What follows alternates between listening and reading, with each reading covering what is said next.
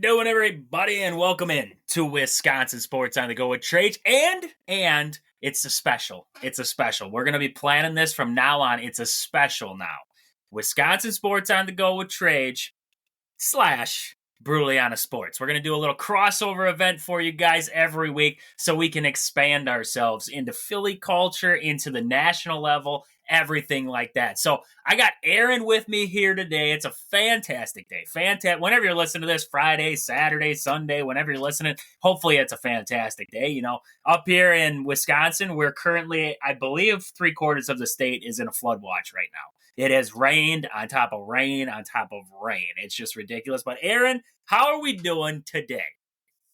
Man, I can't complain. First of all, getting this crossover episode in. I mean, I'm excited Trajan and I have talked sports here. I mean, going on, this is months now that we've gone back and forth now. And it's hard to find people in this space that, it just life takes over, man. And then I'm a prime example. I try and do as much as I can. And then, I'm over here, over there, everywhere. So glad to be here on this, we're recording this on this Friday. Great sports weekend ahead of us. I mean, we got baseball, obviously. We got golf. We got just stuff. There's always stuff going on. And it's the summertime. I mean, we're going to get into some sports that aren't even happening right now, but they have like the NBA draft. They have events coming up. So I'm happy to be here, man. I quite the opposite as far as our weather, though. I will say that it's just been blistering hot every single day. And I don't usually mind it, but it's to the point where, you step outside, you're drenched in sweat and, in minus a minute. I mean, it is. So if we get a rain to cool things off for a day or two, we'll take some of your rain and I offer you some of our heat and you, and just bring us some of that rain, fair exchange, call it a day. We can make the trade. Right now, we do get drenched when we walk outside, but it's not in sweat. I can tell you that much. We're just getting doused with rain right now. It's ridiculous. Talking more rain here Saturday, Sunday, potentially rain. They're talking next week it's going to get out of here, but I don't believe them at this point. I just believe it's going to rain and rain and rain until it starts snowing. So great stuff happening around the sporting world, though. And I mean, we're going to jump right into it, right into the basketball front, looking at the NCAA men's side of college basketball right now. And they're talking about, we've heard rumblings. Now they're proposing that we expand the tournament. We're going to expand the tournament.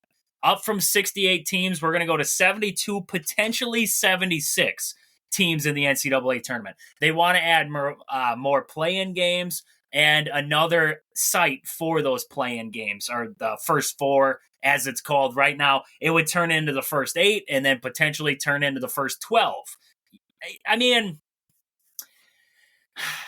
it's not affecting the field, right? We're still going to have the field of 64. It's going to get broke down and you're going to have 64 teams. So to the standard of the tournament, you're not really ruining it, but at the same time, you're extending it. Now we're extending this thing out and we're making more games, and, all fine and dandy, right? But we're doing this, and this is truth be told, we're doing this because last season we pissed off a few teams, right? St. John's didn't get in. They thought they should have got in. Providence was on the outside looking in. There was a couple Big East teams that were on the outside looking in of the dance. Okay, so we accommodate those teams. We add 4 more. That's great. What's the next team going to say? Well, why didn't we get in? Maybe we should expand this thing one more time. Oh, okay, so we expanded up to 76. What's the 77th team going to say? Well, we were better than the 76 team, so why didn't we get in? You can't accommodate everybody. The thing that I liked and loved about the 68, and well, it's 68 now, but it ends up being 64. What I loved about it was the fact of those are your best teams. Now, are they always? No, because you have your automatic bids. If you win your conference tournament, you jump in. But it's those select few. It's like you should feel privileged to be in that spot. You won your conference tournament. Now you're in. You had major success all season long, so now you're an at-large bid. It doesn't even matter if you win your conference tournament. You're just automatically in. To me, I mean, I get what they're trying to do. Maybe you're trying to add more games, add more fans, get more teams involved. Okay, great. I just don't want it to get to the point where we're trying to cater two other teams simply because, well, they were a little upset because they didn't get in. So let's add 4 more teams. Now we can get those outside 4 that were looking in, but then it's the next 4. And then it's the next 4. And then you're going to get to the point where you're going to have 168 team field, and we have like 60 play-in games. Like it just, I mean, every game is going to be a play-in game. You're going to have 1 seed squaring off with 16 seeds just to get into the tournament. Like it's, I get what they're trying to do, I guess, but to me, it's just like, how long can you cater to people? You just have to, it's always been the select few get in. That's how it goes. Now it's like we're trying to cater to teams. I don't know. How do you feel about it? I know you're not as big into college basketball as I am. You're bigger into baseball. I'm bigger into college basketball. But I mean, to you, hearing that the NCAA men's, they want to expand the tournament, and they're talking about if this works, they want to expand the women's tournament side of it there. Which, okay, if this works, why not? You would transfer that same kind of style over there. But to you, I mean, what do you think about this expansion of the field? So fundamentally, I'm trying to understand it. Fundamentally, when the tournament kicks off, everybody does their bracket. It's still going to be this 64 you said, right? Yes, you'll still have the 64, but you go into your bracket and there's always like, they'll have 2 12 seeds side by side, and they'll be like, this is your play-in game, this is your play-in game. They'd essentially be adding in 2 more of those, and I would assume probably some 15 seeds or some 16 seeds would play their way in. Yeah, I mean, I definitely see your argument as far as, if you raise it to, now what you tell me, really it's 68, but it's, it turns into 64. Like you raise it to 72, then, like there's always going to be that pushback from the 73rd team or the 77, whatever it might be, right? But at some point, I mean, like, I don't know, you're allowing that many. Imagine if it was like a college, and it's kind of a bad reference because football, you couldn't, I mean, these guys would be walking around with concussions and broken shoulder, like their shoulders would be on the actual field, not attached to their body after playing, 6 games in a row in a matter of a week, 2 weeks, whatever. But like, we're seeing it in college football with the college football playoff. I mean, it's one of those things. I don't want to sound like one of those, like a new school, new age type of thinking, but it's like, it's kind of adapt or die because these leagues, I mean, they're not stupid. Like the more games they play, the more money they're going to make, the more universities are going to make. It all trickles down, right? So I don't necessarily, like, you said, I'm not a huge college basketball guy. I'll watch it when it gets to like the Sweet 16. I'll have it on, but I don't watch every possession until Sweet 16, Elite 8. I'll start really tuning in, pretty hardcore. But I don't know, if people have a major problem with it, I'm just like, that's a little overblown, I think. I mean, you just gotta, in my mind, you just gotta follow the money. Like it's a cash cow. It's a huge deal in sports. It's one of the biggest, like, of quote unquote events. I mean, it goes forever, it seems like, but I mean, I don't have I mean, if they made it like a 200 team tournament or something, now it's okay. It's getting a little ridiculous, but if they're going to just start kind of gradually expanding it, I mean, at some point, where do you think they do draw the line? Is it like, do they get to 100? Is it like, is that because when you get to like 76 or 74 or whatever, whatever it might be, they're going to push it to 80 because that's just a nicer number. Like it makes more sense. I've seen the talks in the 90s. I think it ends up being like 96 or something like that. Don't quote me on it. Somewhere in the math there would add in. So 96 is a lot. But, that's coming down to then it's like, I guess to me, I want your best teams in the tournament, and I get the automatic bids. They automatically get in. So your Sun Belt champion and your Horizon League champion, like they're going to get in. I get that factor of it. But I want the best teams. I don't want, because if you get too high, you get into, like you said, the 76, now you're into the 80s, now you're into the 90s, you're going to be pulling in teams that are, we're a game above 500.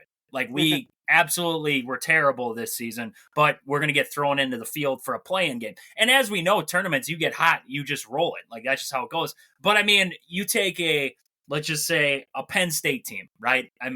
Penn State, Wisconsin, whoever, right? They're 2 games above 500.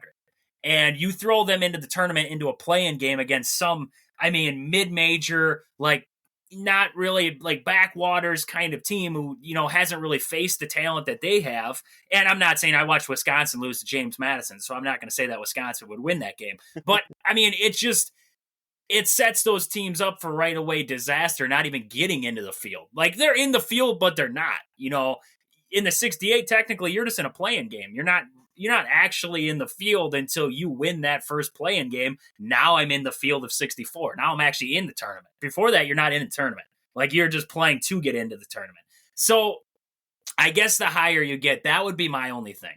The higher you get in numbers, the lesser the teams that you're going to be throwing into there will be. That would be my only thing. It's the same in all tournaments or any kind of setup like that. Or if you expand the college football playoff even more, anything like that, you're going to be putting in some lesser teams. It's like these bowl games that you watch in college football. I mean, you get some bowl games where it's like, this team is barely 500. Like last season, we had Minnesota got into a bowl game. They weren't even 500. Like they were bad, but they got into a bowl game because that's just how bad records were and everything like that. So, I mean, I just don't want to see that. That's where you get like there's too many bowl games to me, honestly. And this is going to steer us. We can talk about that next. There's too many bowl games to me because I mean, okay, we watch the college football playoff, right? So you have like the Rose Bowl or the Fiesta Bowl or the PlayStation Fiesta. I think it's all in one there.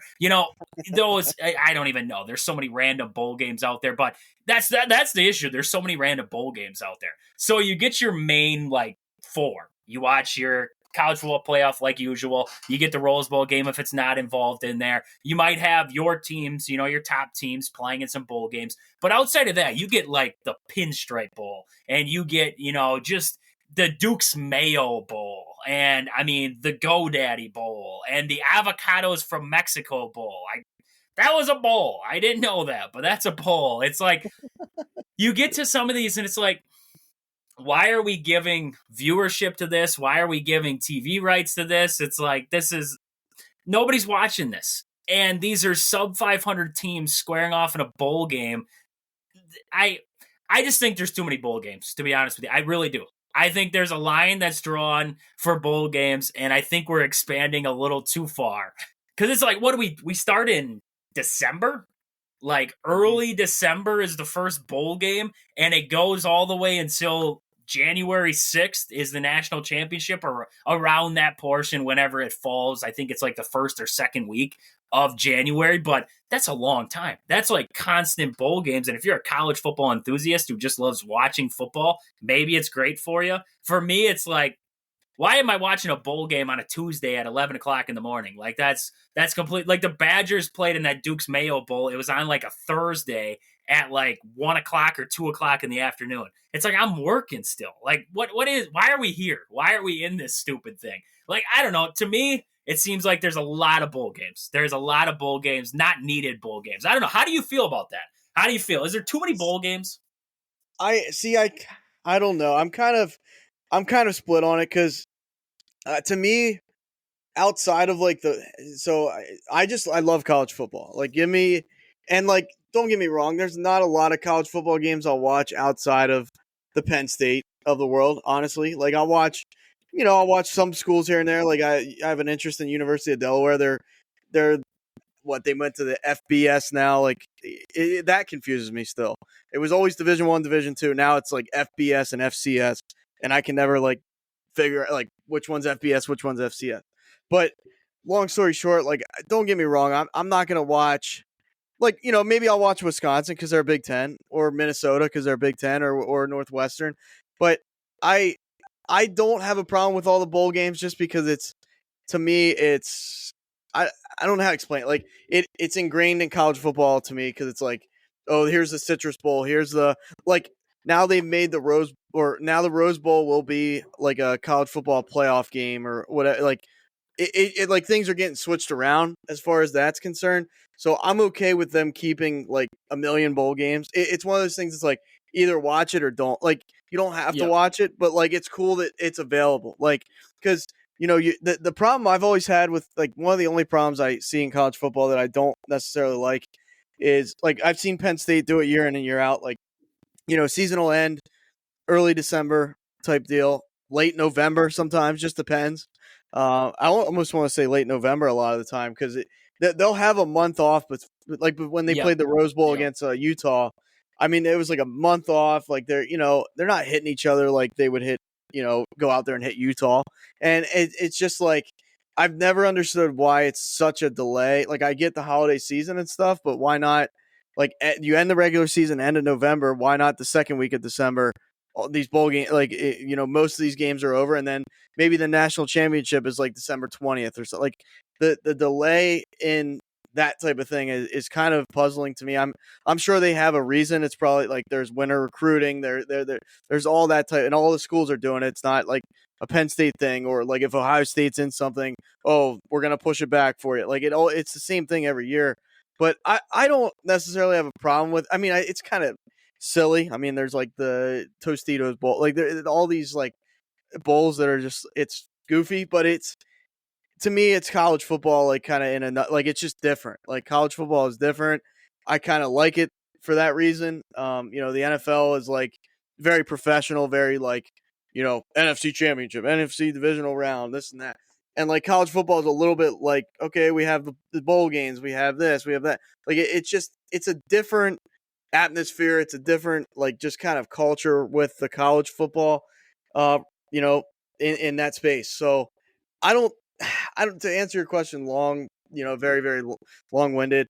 I don't think there's too many. It's just, does it appeal to everyone? No, it doesn't even. Like I don't watch like Memphis versus Michigan State or whatever it is. Like I don't watch the games I don't really care about, but it's everybody kind of gets a slice of the pie, at least if you look at it that way. Like if you like UTEP's been in bowls lately, and I'm sure there's a shoe for every foot. There's UTEP fans out there. There's people that went there. There's active, there's people there now. So it's, I don't know. If they said we're gonna have 500 more, or not 500, if they said like we're gonna have 50 more bowl games, I'd probably be like, all right, like I wouldn't be mad about it, but I'd be like, okay, like is that necessary? Like you said, I mean, if these teams are 7-5 or what have you, like 6-6, 5-7, and they're in the bowl game, but it's a bowl game that like no one cares about anyway. Why not? Just it's another game. It's football. It's another game. Play it. But like if Penn State's and they're 500, I mean I'd probably put myself through it, but it wouldn't be. It's not like you have a lot to look forward to. When they won the Rose Bowl, I was like, that's cool. Like a lot of fans were like, that's horrible, but like I was like, okay, at least it's a substantial, like something. It's not where you want to be, but it's something. So yeah, no, I completely see where you're coming from there. I guess, yeah, the only ones that really get me are when we have like 5-7 teams getting in there, because I guess, consider it as postseason, right? So you had to have some regular season success to get to the postseason. And when you got 5-7 squaring off against 4-8, like that's, I mean, okay, now we're pushing it a little too far. I can agree. 500 and above, I'm fine with that. 7-5, that's great. Like, get some of those teams bowl games. It's when we have to push further down the list that's like, okay, let's get rid of the Pop-Tarts Bowl this year because we don't have teams that we want to throw out there. Like, I don't know. That's where I guess I'm coming from, is when you get too far. Like you said, adding bowl games, you get too far. Now we got teams that really don't deserve the postseason credit getting into the postseason. And that's where it's like, I don't know about that one. So, I mean, get out college football. That was a little off topic there where we wanted to get to today. But we got the NBA draft coming up next Wednesday and Thursday, June 26th and 27th. They're talking like this is the worst draft we've seen in a very long time. So should be definitely interesting to see who is going to be the number one pick. We don't know. I mean, it's far and nobody knows. This draft is so bad. There's no clear-cut favorite. We got the best available. I was looking around at the best available. According to ESPN, they have two guys from France on there as the best available right now. The first guy that comes up from with the States, I guess you could say, Donovan Clingan from UConn. And I mean, if anybody watched Donovan Clingan from UConn last year, that is a fantastic big man. Now, is he a guy who's going to spread out the defense? Like, I don't know, you got your Joel Embiids of the world. Like, he can spread out a defense a little bit. Karl Anthony Towns. He's not that kind of big, but he's a guy, he's a good defender, right? I mean, that's how they're raised in UConn. They're good defenders. They get after you. Good rebounder, can score it around the basket. He's up there in that 3 spot. We see Reed Shepherd in there also. Dalton Connect is actually not on there until the 7th pick They're talking about him being the 7th best guy available. Zach Edey's all the way down at 16. Like, this draft class is rough. Like, half these guys I'm looking at and I'm like, I wouldn't have drafted them to play on the Wisconsin Badgers, and yet they got them on here on the NBA draft board, and Wisconsin wasn't that good in their own right there. So, I mean, let's get into some of the teams here. So we look at the rounds. First round coming up there on Wednesday. We have the Hawks picking first. Then we see the Wizards, Rockets, San Antonio Spurs. How do the Pistons never get the lottery pick? That's what I want to know. How do the Pistons I don't think they've had a lottery pick in this whole, since they've been complete hot garbage. Have they had a lottery pick? I don't think so. I don't think they've ever been lucky enough to, you know what? That's what ticks me off of the NBA. Like, why don't you just take the worst possible team and give them the number 1 pick? Like, that's how the NFL works. The MLB is kind of weird. The MLB is always weird with how they choose teams to pick. But I mean, the Detroit Pistons have been screwed by this lottery system for years now. Just let them pick first. If I was the Hawks, I would be like, hey, the Pistons have sucked for a while. Just let them have our spot. They can have lucky number 1 here. We'll take number 5. Like, it'll be okay. So Pistons in that 5 spot. And we work all the way down. I was just trying to find your Sixers there. Did the Sixers? Yeah, they pick 16th. They have the 16th pick in this upcoming draft. And, I mean, you've watched a little bit more Sixers basketball than I have. I mean, I see them when they play the Bucks and a little bit elsewhere. But, I mean, they got Joel Embiid. You have Tyrese Maxey, right? Outside of that, I mean, there's pieces. There's pieces around, but nothing great. So, I mean, what are you thinking this Sixers team is going to be looking for here?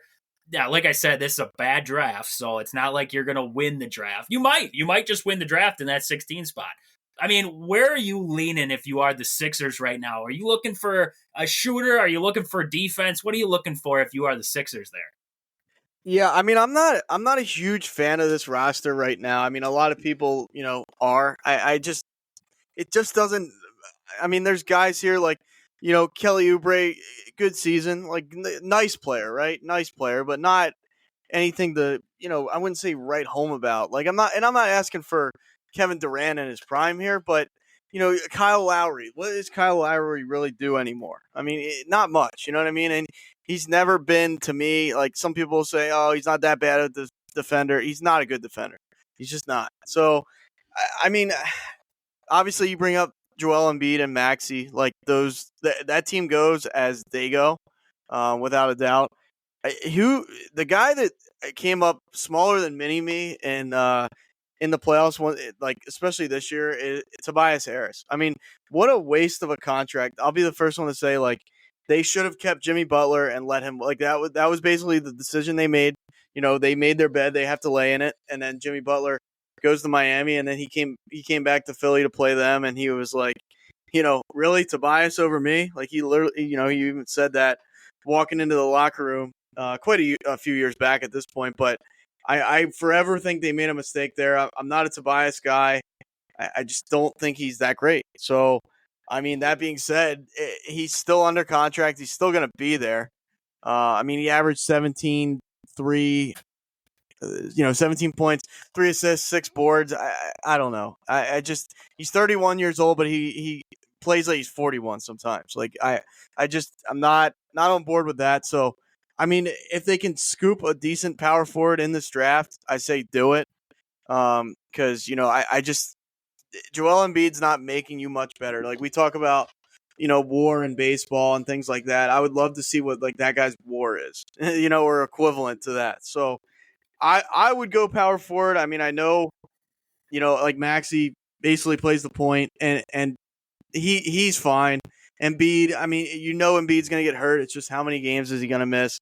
They need pieces, though. Like, I'm not sold on their bench. Like, it's kind of a team that's thrown together to a certain degree, and I'm not saying it's terrible, but it's like, look at the Celtics. I mean, yeah, they're the best team this year, but like, they're just that's a balanced team, and they have guys that can basically lock, like Drew Holiday. Drew Holiday, former Sixer, obviously a Buck, great Drew Holiday. Like, he can lock almost anybody down on the other side. So, like, where's their Drew Holiday? Where's their I mean, I wouldn't want Porzingis because I do kind of follow the Knicks as well a little bit, keep up with them. You know, I love the Carmelo Anthony era, so I just kind of had an affinity for them and whatever. But it's you know, I remember that guy in New York just, you know, he steps out on his front porch and twists his ankle. Like he's not a guy that I would want, but I mean, he made an impact on that team. So you just need more. As simple as this sounds, like if you're the Sixers, you need guys that are going to make an impact, like, and have a higher ceiling. Like I think we've seen Tobias Harris ceiling, and it's come and went. Like he's not going to get any better than he's already played. If anything, he's going to get worse. He played horrible in the playoffs. So I say power forward. Going to, you know, if take what's best available, but if it is a power forward, you know, definitely go that route. Yeah, I mean, Sixers are in a mess right now. They have a lot of free agents coming up here. They're going to have to figure out who are we signing back, who are we letting go. Tobias is one of those guys, I believe. I believe he is up for free agency, so I wouldn't imagine they bring him back, not for that crap deal. I mean, what was it, 39 mil he made last year? Something like don't that. think they're going to be around that area again. That would be a crap move by the Sixers, 100%. I mean, you got Maxey, you have Embiid, you got to build around him. I don't know. You know, the Sixers have always been a question to me. I don't know if they're ever going to get the full potential back of Joel Embiid. I think that he's injury prone. You can't seem to rely on him anymore. So maybe they need to find a star piece to put up there with Maxey, because you can't afford that when Joel Embiid potentially probably does go down. I don't want to say that he's going to get injured because that sucks, but potentially does. Now you got to find another star to pair up there with Maxey. So where do they look in there? Do they look free agency? I've heard Paul George's name a lot. I've heard Paul George to the Sixers a lot. Maybe that's a move they make, right? Could he make them worse? No, I don't think so. Paul George is also one of those guys who seems to be out every once in a while. Not as bad as Kawhi. Paul George did play more than Kawhi did. That's a dude that I would forget was still in the league because he was always on rest. So, I mean, maybe they shoot the route of free agency and then try to build small. I don't know. I don't know what they're going to shoot there. You know, little by little, build it up. It's going to be interesting. It's definitely going to be interesting to see what the Sixers do there. And then we look down a little bit there in the draft after the Sixers. We roll down just a little bit, and we have the Bucks coming up in the 23rd spot there. They're coming up after the Suns there in that 22 spot. And, you know, this Bucks team, they're in salary cap nightmare right now. Just truth be told, salary cap nightmare right now, because we have Brook Lopez signed up for $23 million coming up this next year. We have Chris Middleton for $31 next year. We have Dame for $48. We have Giannis for $48 mil a piece. There, both of them are making almost $100 million together. Giannis and Dame there. And, I mean, you got Bobby still on the books there with 12. You got Pat. You got Camp. And then you got the young guys, A.J. Green, Livingston, and Andre Jackson Jr. Outside of that, I mean, to me, I'm not bringing back. I feel like they have to bring back Thanasis. I wouldn't, but I feel like they have to just to keep Giannis happy. That's just what we do at this point. Beasley, this is where I hit my hot and cold moment. I would love to bring Beasley back. If I could bring Beasley back and not bring back Pat Connaughton, I'd be okay with that. To me, Pat Connaughton did not a whole lot for me last year. He couldn't shoot at times. He wasn't a great defender at times. Beasley can at least shoot. So if I need a guy coming off my bench that can, I mean, he's a streaky shooter. Don't get me wrong. He's streakier and I'll get out. But if he gets hot, he's hot. And if I bring him in off the bench, that's a fantastic spot for him. So maybe bring Beasley back there, but Jay Crowder, that was a terrible deal when we got him from not at the time. I thought it was a great deal when we got him from the Celtics. Ended up being terrible because he hasn't done anything since he walked in the room. Gallinari, I thought they were going to use him more, never did. I'm letting him walk out the door. And I'm going into this draft, and I'm saying to myself, okay, I have these young guys on the roster, but I need to add some talent at the guard position behind, or right alongside, or right behind Damian Lillard. I need to add a dynamic defender who can get after guys, who can get downhill, who can get to the rack, who can score it, and who can shoot it a little bit from the outside. And as much as it pains me to say, because I absolutely hate this guy, and I'm not going to, nope, everybody out there, it's not Zach Edey. It's not Zach Edey. Trust me, it's not Zach Edey. it's another guy that I dislike. I'm looking at Illinois, and I'm looking at Terrence Shannon Jr. He did get his court case solved, apparently. He was found not guilty of rape charges, so good for him, right? That's a clap of the hands moment, I guess, there for Terrence Shannon. Good job, buddy. Don't get in the situation to begin with. We wouldn't have to worry about it. But, I mean, you look at Terrence Shannon, the 14th best at the position there. But when I look at this guy, when I see this guy, I look at a prolific scorer. I know he can get to the rim. I know when he gets to the free throw line, he's going to do damage there. He can shoot it from the outside. But when I look at him defensively, that's where I look at him. I say, I like this guy. Defensively, he gets after you. He is a crafty guy. He's going to get after the ball. He's going to do the dirty work. That's the kind of thing that the Bucks need on this roster. And if you can get that out of Shannon coming into the league, I would not be opposed to looking in the direction of Terrence Shannon there. I think he could be a huge add for the Bucks. Outside of that, if you're going to look shooting-wise, I'm looking at Baylor Shireman coming out of Creighton there. He's the 15th best at the shooting guard position, coming in 6'6", 202 pounds. But this guy can ring it up. He's not physically gifted. He's not going to be that, highlight reel guy. He's not going to be the bruiser guy. But this is a dude, when he gets hot, he can run a game. He did it in the Big East. He did it against some great teams in UConn and Marquette. This is a guy that can carry a team shooting the basketball. So if you're looking for a shooter, this is the guy. He is a dynamic perimeter shooter. I'm not looking at him in the first round probably. I'm hoping he drops into the second round, maybe even drops out of the draft completely. And then you can sign him out there in whatever you call it, free agency for rookies or whatever you want to call it there. But that's where I'd be looking for him. Defensively, I'm not going to say he doesn't have potential defensively. He's got a ton of potential defensively. He showed flashes, but that's not his game. That's not the big portion of his game. The big portion of this guy's game is the perimeter shooting. But I would still, like I said, not be opposed to him coming to Milwaukee simply because I believe that's the way the league's going now. The league is heading towards, we don't need as much defense. We need to find some shooters. And I think Shireman brings the shooting to this team. I just, I would love to see Dalton connect. I don't think he drops out of the first round there. And, there's a couple other guys on there. Jared McCain. I don't know if I want him. He's got the fingernail polish going on right now. I'm not sure if I'm digging that.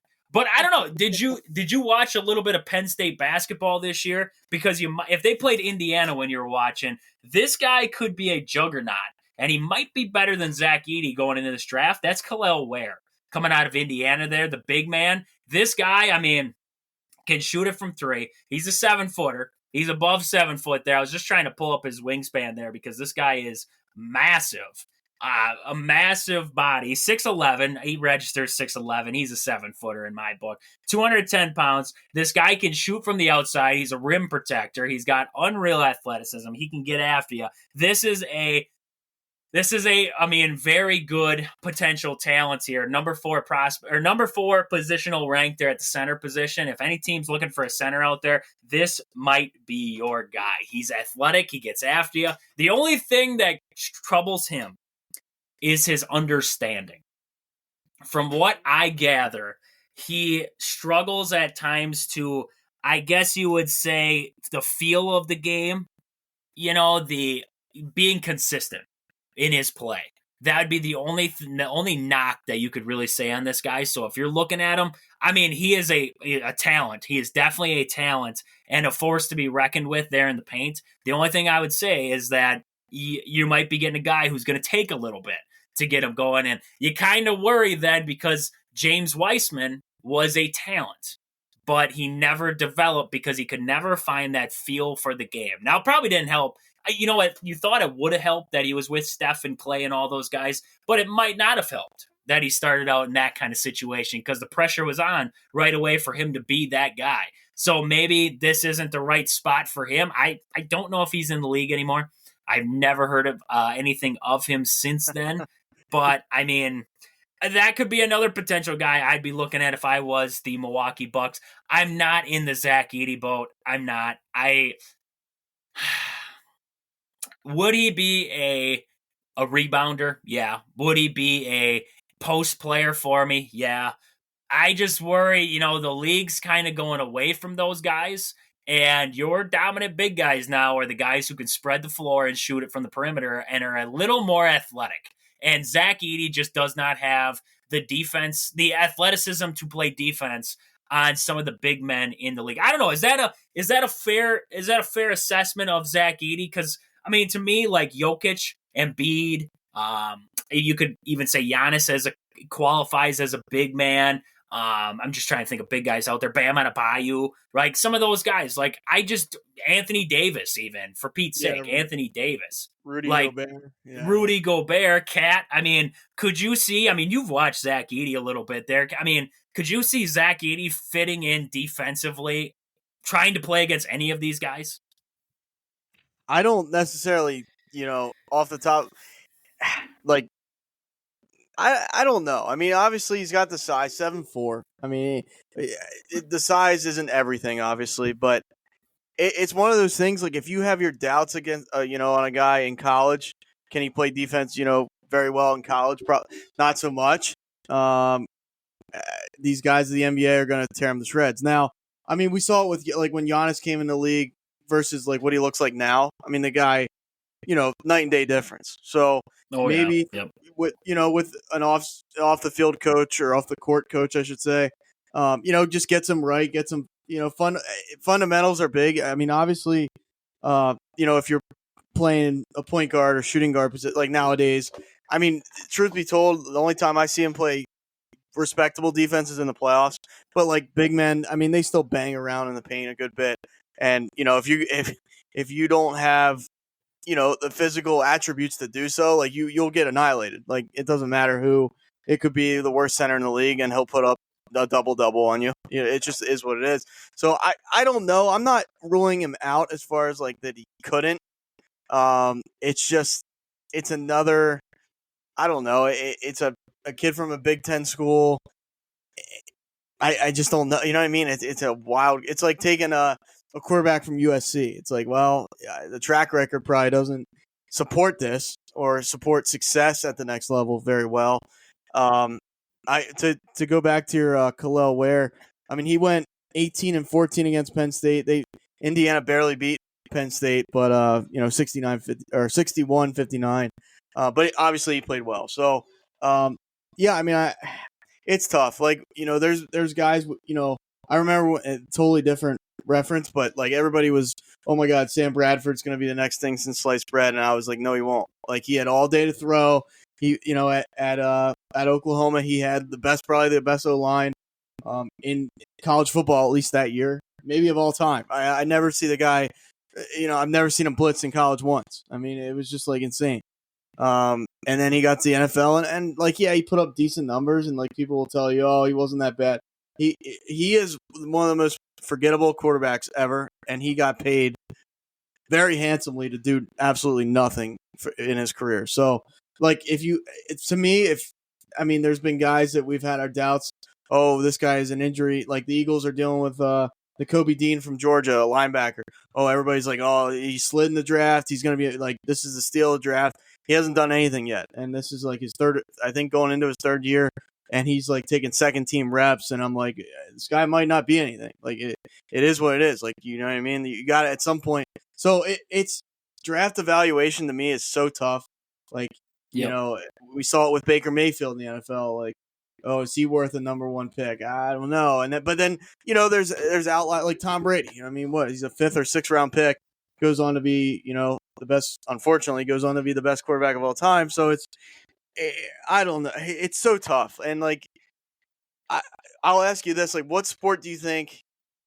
I don't see. I very rarely see college baseball, so it's like I don't even know who's coming out. But like, do you think of let's just keep it to NBA. NHL is a whole different story because you're pulling a lot of kids from Russia and stuff like that. But NBA, MLB, NFL, like, where do you think the biggest? I won't even say learning curve from like level to level, because like the NFL, obviously you go from quarterback in college.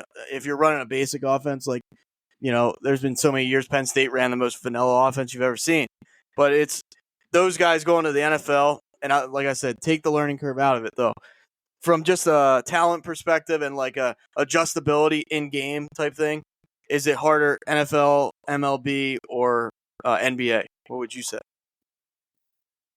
They all, I mean, that's a tough question. That's tough because I'm trying to think of, they all have their own, like the NFL, like you said, going from quarterback in college. Now you got this playbook that's 55 pages long and you're trying to learn them all within a few weeks, right? I mean, that's tough. That's really tough.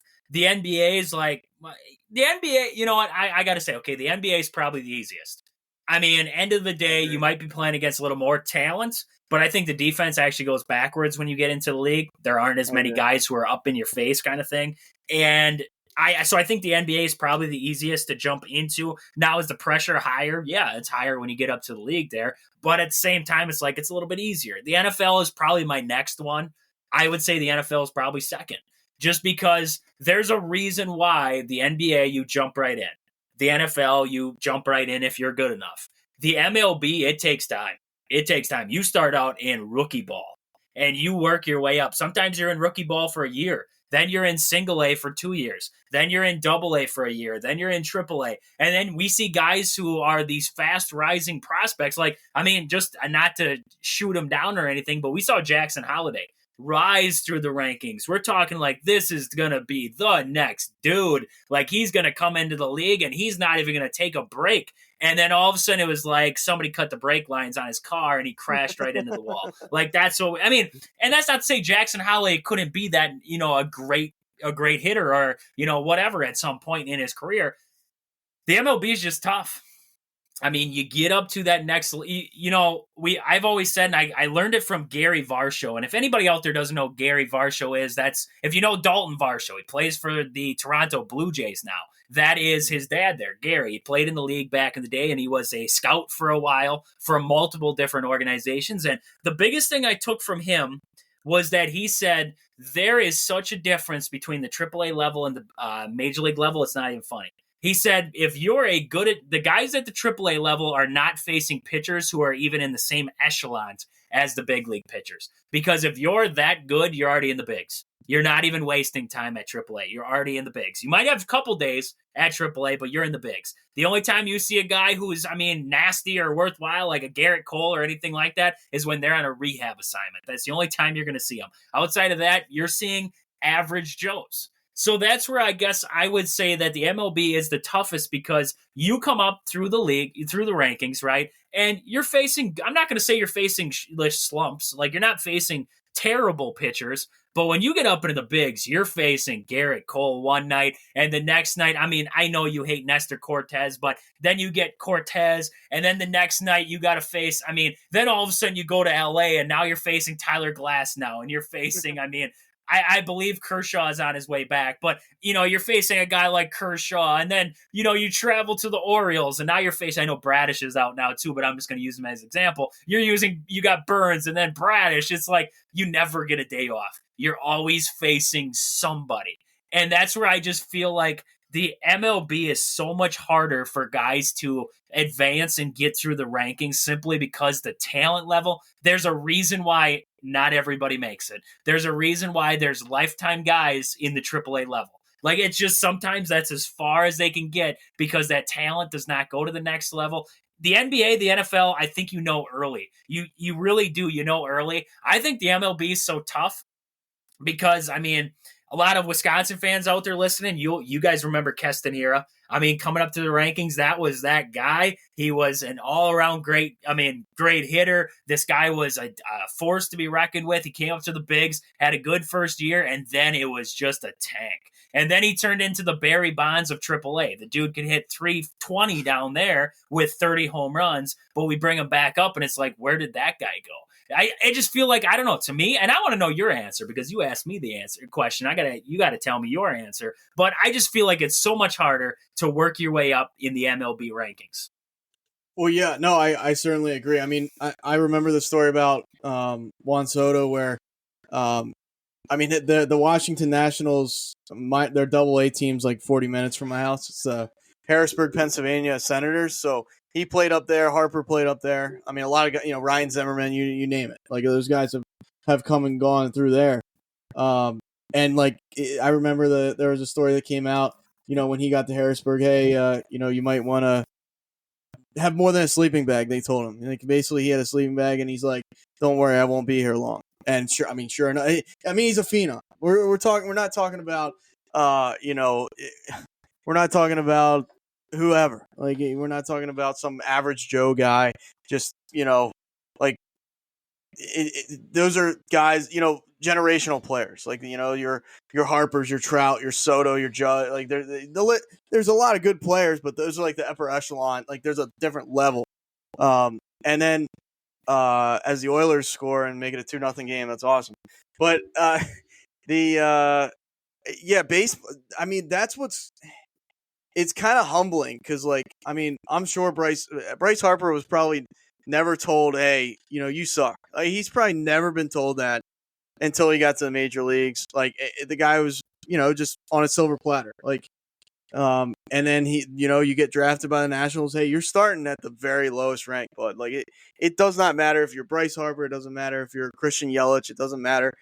You're starting at ground zero, and you have to prove it once again. Like, and I mean, I'm sure some guys that mentally does something to you. And yes, most of them get over it. Like they're all competitors. They all, most of them work their tails off. But like you said, like you bring that guy up from the Brewers that, he's a AAA monster. Like imagine that's a horrible place to, I mean, I shouldn't say it's a horrible place to be because you're still playing baseball for a living, but I mean, wow, 2-1 now. Florida just scores. But no, it's just baseball.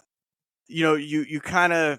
I guess it's good from a development standpoint. Like, let's say you have a hitch in your like Jackson Holiday. His swing isn't fluid, so he gets to the major leagues and he's getting just annihilated by everybody, and he's striking out a million times. And okay, we got to fix that. Like, obviously that's not going to fly at the major league level. He might light the world on fire at AAA, but at the MLB level, it doesn't much matter. But yeah, I've always said, like, and I'm not obviously the first one or the last one that'll say, like, just hitting a baseball it's mind blowing to me. Like I've seen 90 or like low 90s in my life, and I was like, that's just like you can hear the ball whistling by you, and those are the balls that those guys annihilate. Like those are the balls the guys put in the stands in the major leagues. Like there's just, you'll see a random guy on the Brewers, you'll see a random guy on the Tigers. It doesn't matter if a pitcher makes a mistake at the major league level. Boom, they're good, solo shot or whatever it is. Ropes it into center field. So yeah, football.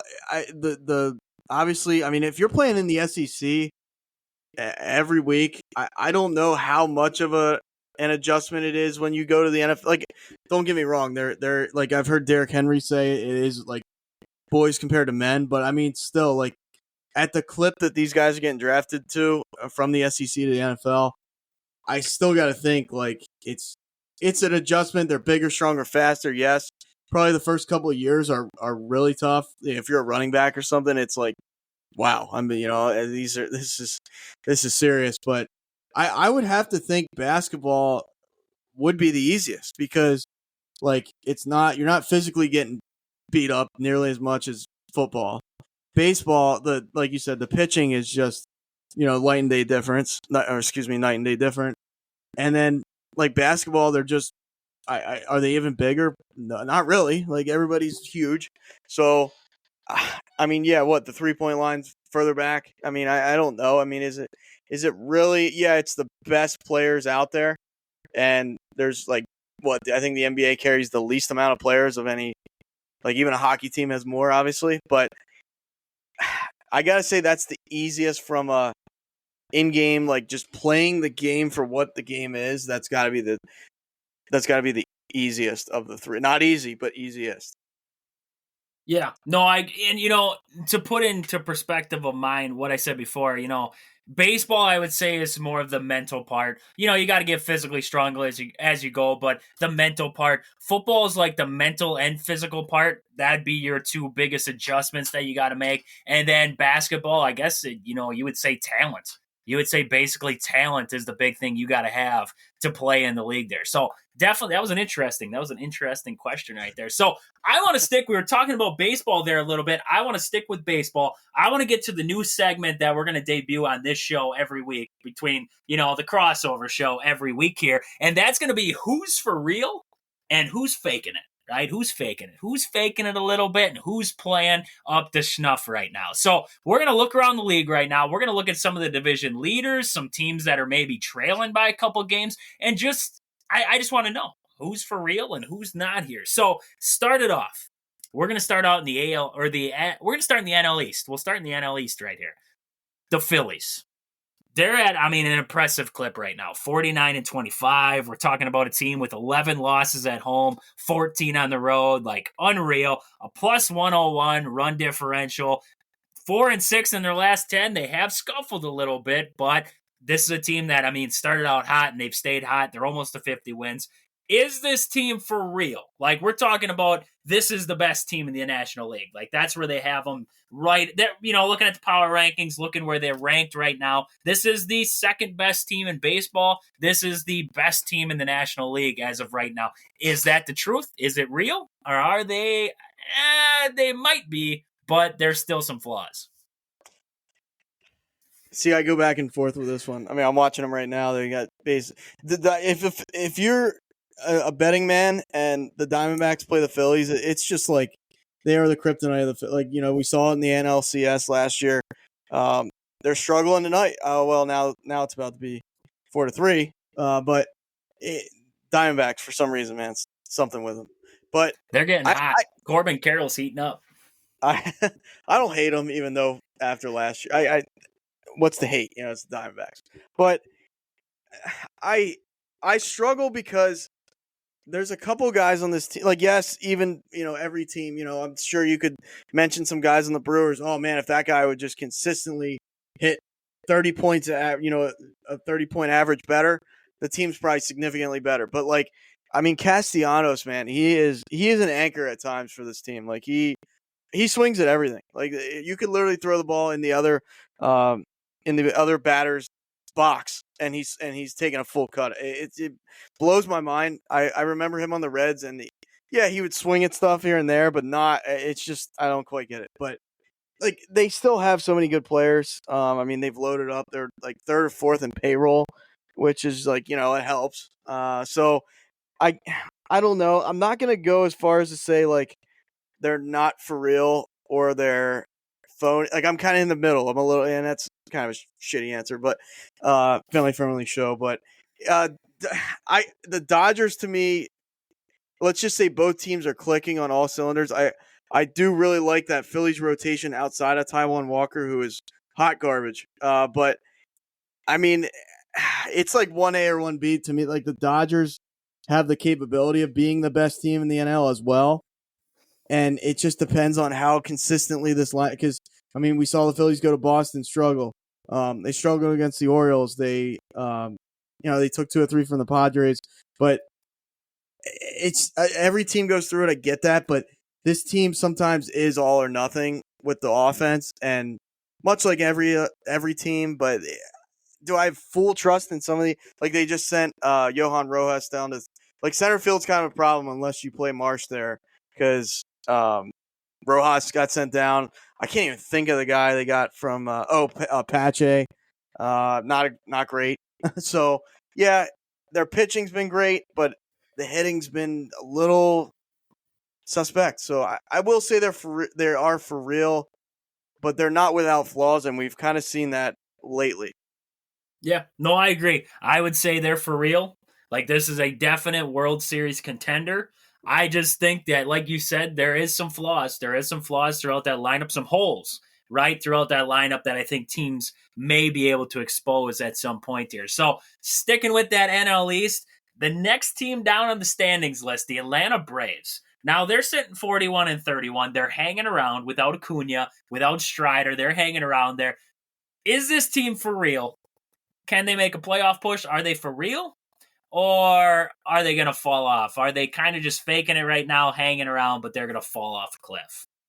I still think they have really good fundamental pieces there, like the cornerstone pieces, like your Austin Riley, your Ozzie Albies, your Matt Olson. Those guys are just, they have really good players. So don't get me wrong there. Losing Strider was a big one. Obviously everybody talks about Acuna. Recency bias because that just happened maybe a month ago or whatever. But I still think they are for real. I think they have enough. I don't trust. I don't trust Chris Sale much at all. I mean, he's just too many injuries. But I mean, they're 8-1 against the Yankees tonight. Let's see, and he took them out tonight, but he only went. See, he went 5 innings. I mean, 5 innings, 1 hit, 1 earned runs, 8 strikeout. I mean, you'll take that, I guess, from Chris Sale at this point. I like Charlie Morton. That guy needs a walker to get to the mound at this point. I don't think I think the Braves' ceiling is lower this year than it's been in quite some time, just because of Strider being out and then Acuna. Like those two, arguably the two best players on the team. So you lose your ace, you lose your best hitter. You're gonna take a hit. Like I don't care what they do at the deadline, unless they pull something magical out of their hat. I think they're a playoff team, but they're not going to even the NLCS. Like I'd be floored if they went to the NLCS. I agree. Yeah, I agree. They're a playoff team unless barring that they make some moves, some big moves. I just don't see them over the NLDS kind of area there. And if they do, if they beat the Brewers in the NLDS, watch out, they're going to the World Series. That's just how it goes there. So, I mean, sticking with the NL, let's flip it into the NL Central here. Let's look at the Brewers. 44-31, currently sitting just behind the Dodgers for the 2 spot there in the National. I know it's early, but sitting behind the Dodgers for the 2 spot in the National League, have the 3rd best record. This is, I mean, I want to say that they don't have a great pitching staff, which I don't believe they do. I want to say the bullpen scares me, which it does, but 44-31, it's like, you know, there are teams. There have been teams throughout history of baseball who end up making a run because they just figure it out. And I just feel like that's the Brewers. Like, the Brewers are the, definition of the Wisconsin workforce guy. Like, that's just how it is. Like, you just go to the job, and I do it every day. I go to the job, and they're like, well, we want you to do this. And I look at it, and I'm like, okay, I can't do it the nice way, so I got to find a way to make it work. Right? Just find a way to make it work. That's like 3/4. You get in some of these dairy barns in Wisconsin and you got rafter here and this is here and 35 machines here. And it's like, how am I going to get from here to here? But you make it work. You make it happen. I just feel like that is what the Brewers are doing. They're just making it happen. They don't have the prettiest pitching staff in the world. They don't have big names. They don't have any of that. The bullpen, they're getting anchored at the back end of the bullpen right now by Trevor McGill. Like, this isn't a dude. This is a guy who came into the season and we were thinking like maybe a 7th inning guy, maybe a 6th inning guy. Nope, he's a closer. He's developed into the closers. Like, this is just a make it happen kind of team. And I think those teams can be dangerous. Now, I think, for me to say that the Brewers are for real, not for real, I think I'm right there with your Phillies. I'm not going to say they're for certain, but what I can say is that I'm above I'm above faking it. I'm like right in between, maybe 3/4 of the way for real. This is a team that's solid. The bats are finally solid. It's just the exact opposite of what we've had for about, 15 years, where it's always been the pitching staff that carries. Now it's like the lineup's got to carry. So I think they're a team, like the Braves. I think the Brewers are a team that need to attack the deadline and attack it early. I think they need to be making moves before other teams make them. Yeah, I mean, you can't argue with the results, right? Like they're leading the NL Central. Like you said, great. Let me pull this up. Cubs are really bad. But yeah, they're they want Craig Counsell gone. I mean, the battle for the basement of the NL Central has heated up because, I mean, a week ago the Reds were like 2 games up on the Cubs. Now the Cubs are tied with the Reds. Cubs have 1 more in the loss column than the Reds, but they're both 8.5 back of the Brewers. I mean, it's not a huge gap. I mean, 8.5 we've seen. I remember the Red Sox that one year they were like, I forget how many games they were down, like 10 games with like 40 days left or something, and they come back and win the whole division or something. It was something wild like that. So I mean, we've seen crazier things. Now, do I trust the Cubs to get it together? Probably not. I mean, I have more trust in the Brewers. Have kind of been there, done that as of recent time. So recency bias. You mentioned the pitching staff. I haven't looked up like the raw numbers or anything, but I mean, obviously when you lose Corbin, we've been over this how many times. trade Corbin Burns, you lose Woodruff, like Freddie Peralta's your inserted number one. I mean, I would think, yeah, this might be a back, taking a couple steps back this year, and they really haven't skipped a beat. Like you probably pull up their record last year at this time. I guarantee it's probably similar. 44-31. They're 6-4 in the last 10. I don't know if there's anything to this. They're 22-12 at home and 22-19 on the road. Baseball. I mean, it's a long season, so I mean, if they would finish, 15 games under on the road, I'd probably be like, well, that's a little concerning, but probably doesn't mean much of anything. I mean, I've seen the Brewers play a couple times now this year against the Orioles, and then coming to Philly, just a couple weeks back. I mean, they're a good team. Like they'll stay in close games. It doesn't seem like they get blown out or like the doors blown off of them very often, which is a good sign. It's kind of how I look at the Orioles. Like, do I have all the trust in the world in the pitching staff? I really don't. I don't have all the trust in the world.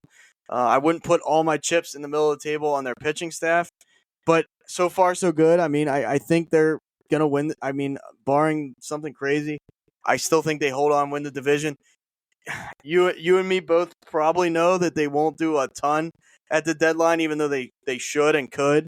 But that's just how a lot of these teams operate, unfortunately. But I mean, I think they're going to win the division, be a playoff team. Hopefully they get, bounce somebody out. I mean, make it competitive. You don't know how long you have with Rhys Hoskins. I mean, that Joey Ortiz, the trade for Burns to get Joey Ortiz has looked really good for your Brewers there. So that's a good addition.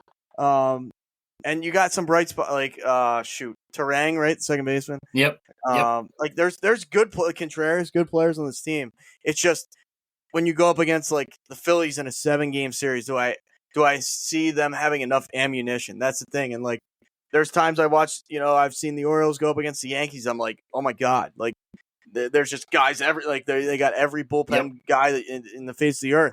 Like they pull people out of nowhere and they have 1 ERA. Everybody has a 1 ERA, and I'm like, how do you compete with that? But I mean, yeah, we saw the Nationals go all the way. We saw, the Braves weren't the team that was, thought of to win the whole thing. Texas Rangers, I mean, that wasn't a team. I mean, the Diamondbacks make it last year. We've seen crazier things. It would be nice, I mean, to see the Brewers make that step and get to the big dance, but long season, we just don't know. And the injuries for, I mean, anybody could I mean, the Phillies could 2 or 3 guys. I hope not, but 2 or 3 guys Nola could get injured. Wheeler, like we don't know.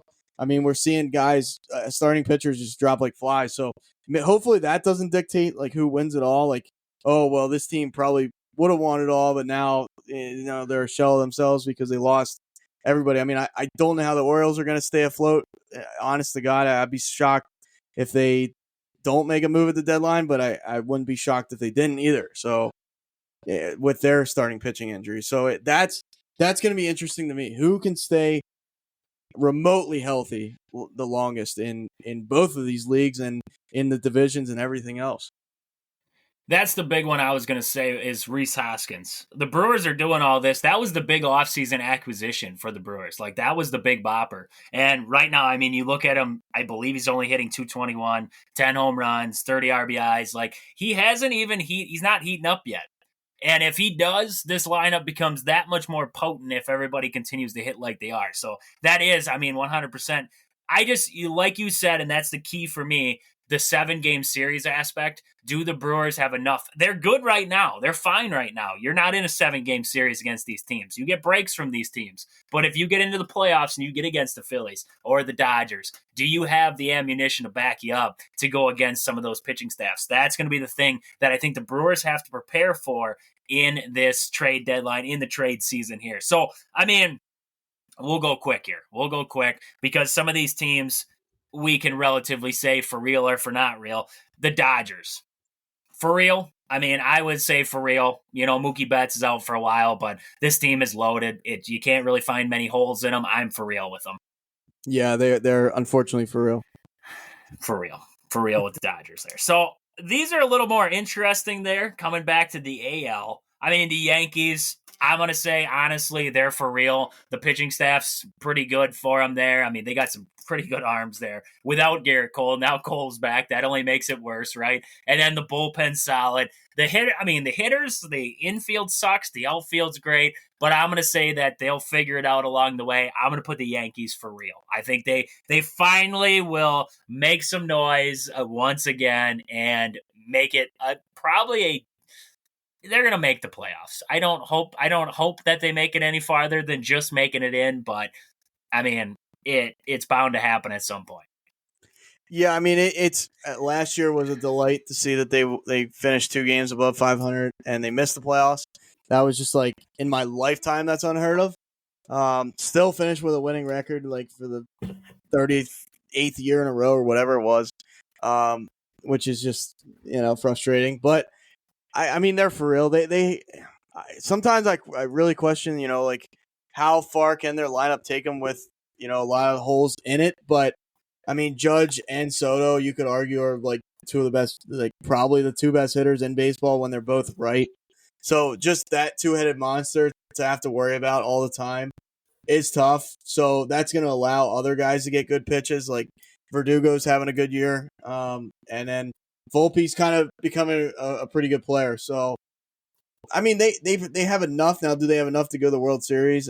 I have my questions there, but the big thing was when Garrett Cole went out, I was like, okay, they're gonna have to tread water. Like they've done more than that. They've played above what I thought they would, and now they get Garrett Cole back. So it's like, as long as he stays healthy and he's even 80% of what Garrett Cole usually is, they're more than for real. Like they're on paper, on projection wise, they're a World Series contender. It's just they're kind of like the Cowboys when it comes to the playoffs. They just find a way to lose. So they are for real. We're hoping they stay just like the Cowboys and they stay down at the bottom there when it comes to playoffs. If you want help, we'll send the Brewers over to the AL. They'll knock them out just like they did with the Cowboys there. So, I mean, you kind of touched into the Orioles there a little bit before. I mean, just to clarify, I'm for real on the Orioles. I think they are a big-time playoff contender. I think they're a team that can make a run. Now, barring injury and everything like that, even further than what they have, maybe get some guys back. That helps them out even more. I think this is a definite playoff deep run contender there. They're for real. Yeah, I mean, I have to agree. This team to me is like, I've watched a lot of Phillies teams. I've watched a lot of Orioles teams. As far as like just team chemistry, I think these guys really, really play for each other. Like more than, I mean, what's cool about this team is like everybody came up through the minors around the same time almost. Like your Gunnar Henderson, Adley Rutschman, Colton Cowser. The list goes on and on. I think Cade Povich has done good so far. Or I'm sorry, Cole Povich. Cade. I keep screwing that up. Cade Povich. But he's done well in the inserted starting role that he's had as of recently. That's just my concern is, I mean, if they have one more injury on this starting, like even now, I'm like, it's question. I mean, they got this Albert Suarez guy, 34 years old. Never heard of him. They just pull people out of the sky. Like literally, you could be working in Wisconsin one day and you see a kid throwing a baseball. Next week he's on the Orioles. Like that's just what they do. It's bizarre, but it's somehow working to a certain degree. I have my concerns about their rotation. I still have concerns about their bullpen. I don't ever since the Big Mountain not Hernandez. I always want to go Bautista. Felix Bautista. I almost said Felix Hernandez because it's like everybody. Yeah, it's just it blends together for some reason. But yeah, Felix Bautista went down last year. Gets the Tommy John out for this year. Like Yenier Cano from the Twins, he's done well. I think they have great coaching. The Orioles do, but I don't know. To me, they still have to go out at the deadline and make some major moves. At least one starter. I would probably get a bullpen arm or 2. I'd go 2, but they're a contender. I mean, I still put them as a World Series contender.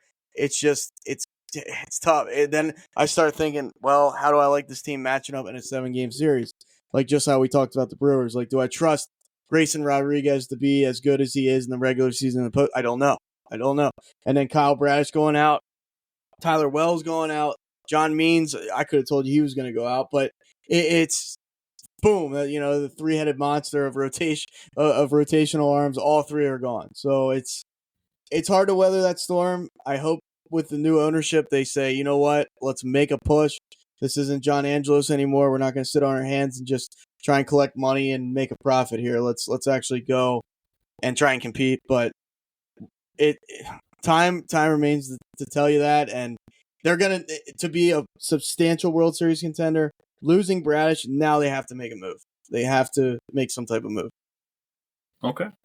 Yeah, I agree. I mean, like I said before, they are a definite World Series contender, deep playoff run contender there for sure with the Orioles. It's just the path gets difficult. I mean, you got the Yankees, you got the Guardians, the Royals are there, the Mariners are finding ways to win ball games too. It's going to be tough sledding there. And wherever you are, I mean, going to be tough sledding. So with that, I mean, that's about all we got. I mean, we got through the spectrum of sports today. So, I mean, to wrap it up, your first crossover show, Aaron, I mean, tell everybody, where can we find you out there? Where can we find you on social media and everything like that?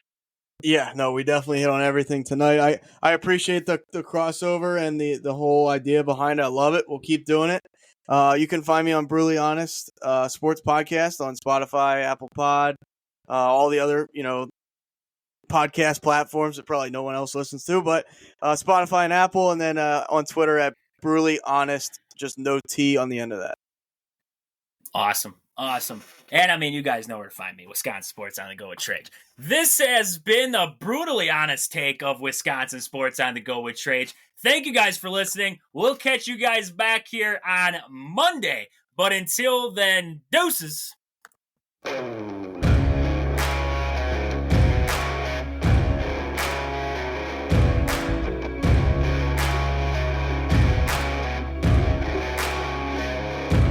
Yeah, oh my Lord, watch me sway. Darkness falls and we all pray, hoping for the light of day.